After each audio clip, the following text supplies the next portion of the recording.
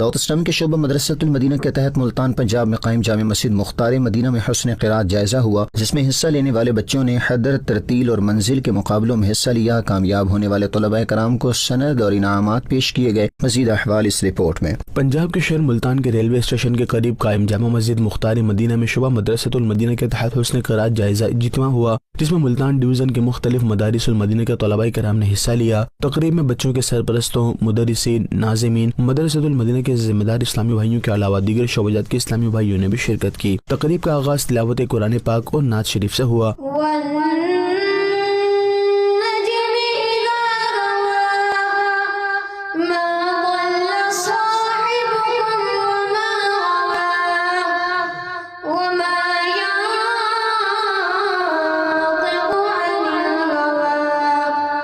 مقابلوں کے پہلے سیشن میں حدر اور ترتیل کے مقابلے ہوئے، جس میں طلباء کرام نے اپنی خوبصورت آواز میں قرآن پاک کی تلاوت کی اور حاضرین کی جانب سے خوب داد سمیٹی۔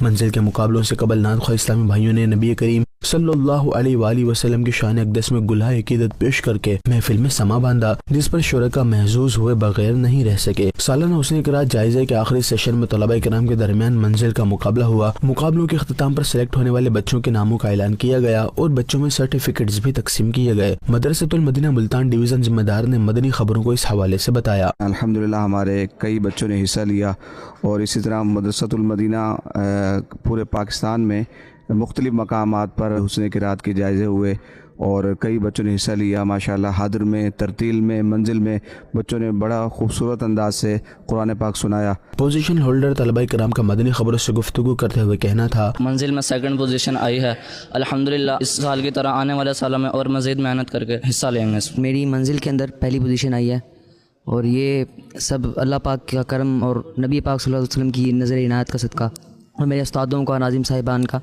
یہ ان کی محنت کا نتیجہ ہے۔ تقریب کے اختتام پر صلاۃ والسلام پڑھا گیا اور دعا بھی کی گئی۔